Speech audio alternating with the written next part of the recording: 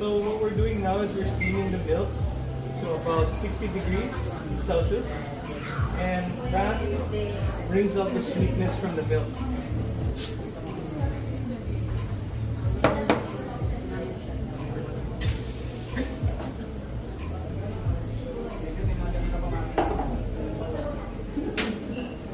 Tapos when we're pouring milk onto coffee, coffee has a very low pH, and then milk has a higher pH, no?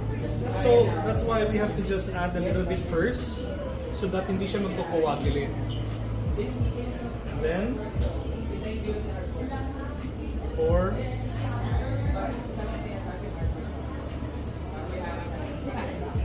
This is a rosetta. Who wants the rosetta?